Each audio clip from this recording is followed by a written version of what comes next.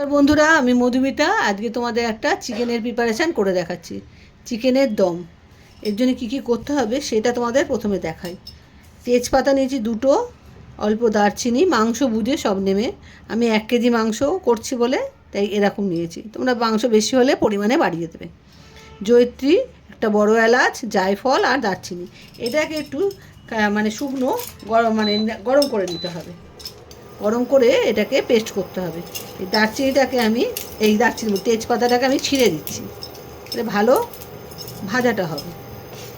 এটাকে একটু গরম করে সুন্দর একটা গন্ধ বেরোবে যখন নামিয়ে ফেলতে হবে। নামিয়ে ফেলে সেটা ঠান্ডা করে তারপরে মিক্সিতে পেস্ট করে নিতে হবে। মিক্সি হোক, শিলনোড়া হোক, যেভাবে হোক পেস্ট করে নিতে হবে। এটা একটু গরম করে নিচ্ছি। একটা সুন্দর গন্ধ বেরোলেই নামিয়ে ফেলতে হবে, যাতে পুড়ে না যায়। মশলাটা দিয়ে সুন্দর গন্ধ বেরোচ্ছে, এবার আমি এটাকে নামিয়ে নেব। নামিয়ে নিয়ে ঠান্ডা করে এটাকে আমি গুঁড়ো করে নেব। এবার আমি নামিয়ে নিচ্ছি।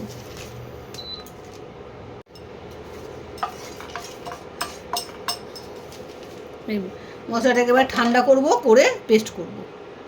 ইন্ডাকশানে কড়াই বসিয়ে দিয়েছি। এবারে কড়াইটা গরম হচ্ছে, আমি এর মধ্যে দিলাম 2 চামচ ঘি।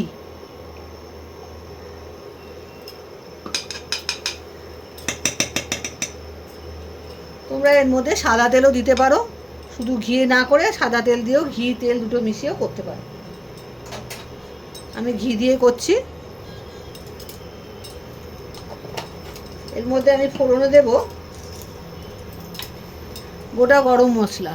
এই দেখো, গোটা গরম মশলা এর মধ্যে দিয়ে দেবো। আর দেব গোটা গোলমরিচ, অল্প কটা দিয়ে দিলাম।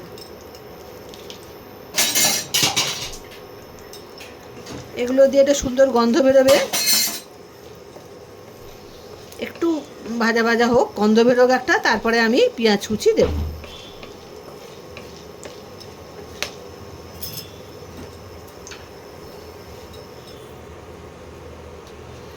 এবারে আমি পেঁয়াজ কুচিগুলো দিয়ে দিচ্ছি।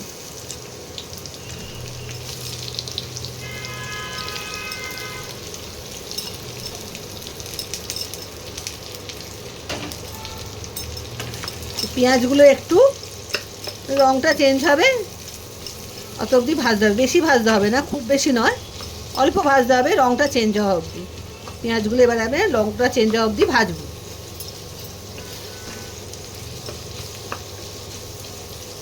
পেঁয়াজের কালারটা চেঞ্জ হয়েছে, এবারে আমি চিকেনটা দিয়ে দেবো।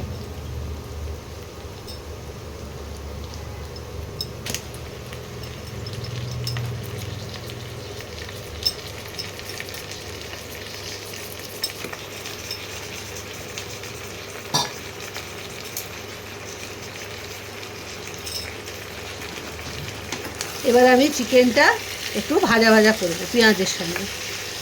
ভালো করে একটু চিকেনটা ভাজা ভাজা করতে হবে। ভালো করে যত ভাজবে, যত রান্না করবে, তত মাংসটা স্বাদ ভালো হবে আর মাংসটা খেতেও খুব সুন্দর হবে। এবার চিকেনটা একটু ভাজা ভাজা করে নিই, রান্না করে নিই। মশলাগুলো পরের মশলাগুলো এবার একটু বাড়ে দেবো, একটু ভালো করে পেঁয়াজের সঙ্গে চিকেনটা ভাজা ভাজা হয়ে যায়। ভাজা ভাজা করার সময় স্বাদ মতো নুনটাও দিয়ে দিতে হবে। স্বাদ মতো নুনটা দিয়ে দিলাম, দিয়ে আবার একটু ভাজতে হবে।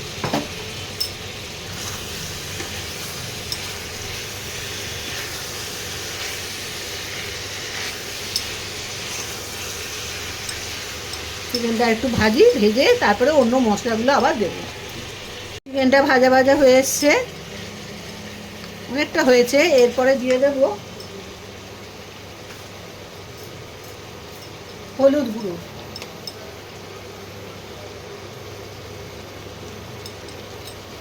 দিলাম। আর দেব টমেটো কুচি, একটা বড় টমেটো কুচি করে দিয়ে দিয়েছি।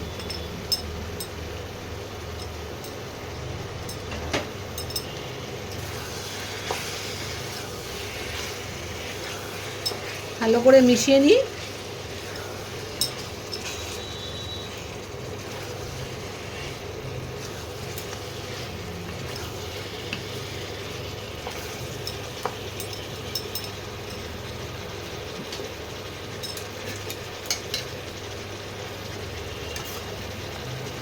আর দেবো 1 চামচ আদা বাটা। আর রসুনটা কী করে দেবো সেটা তোমাদের পরে দেখাচ্ছি।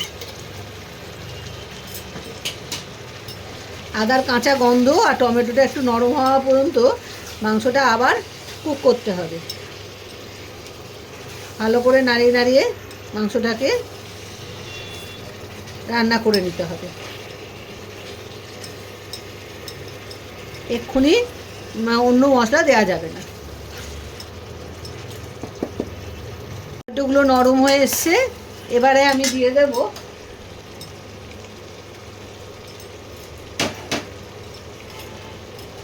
কতগুলো গোটা রসুন ছাল ছাড়িয়ে দিয়ে দিয়েছি।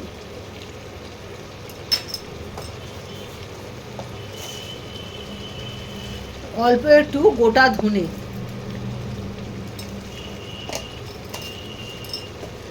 আর দেব 5টা গোটা কাঁচা লঙ্কা, 5-6টা, আর শুকনো লঙ্কাও 5-6টা গোটা।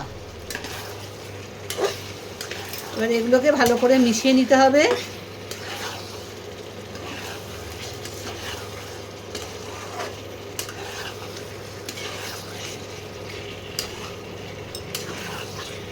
ভালো করে মেশানো হয়ে গেছে।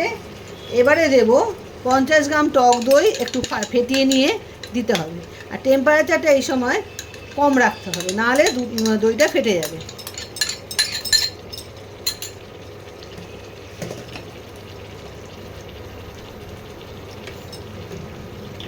বাটিটা ধুয়ে একটু জল দিয়ে দিলাম, সামান্য একটু জল। এই রান্নাটায় কিন্তু জল পড়বে না, যেহেতু টক দই তো একটুখানি ধুয়ে দিয়ে দিলাম হয়েছে। এবারে ভালো করে মেশাতে হবে।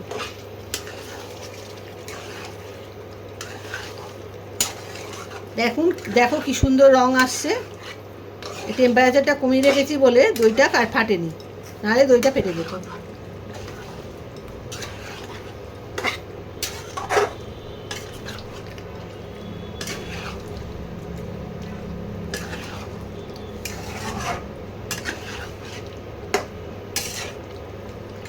এবারে ঢাকা দিতে হবে, একটুখানি কষিয়ে নিই, ভালো করে কুক করে নিই, রান্না করে নিই, তারপরে ঢাকা দেবো। আর একটু রান্না করতে হবে।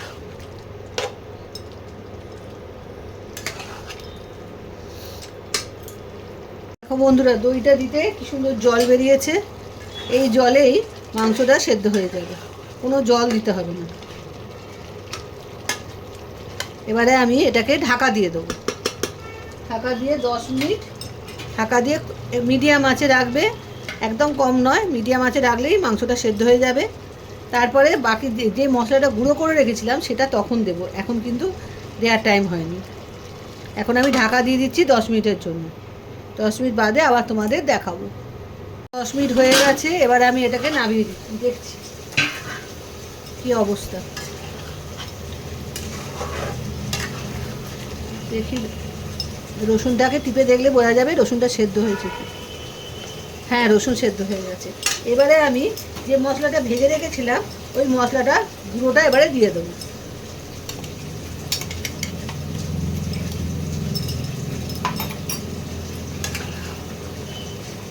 মশলার গুঁড়োটা দিলে পুরো কালারটাই চেঞ্জ হয়ে যাবে, আর গন্ধটাও দারুণ বেরোবে।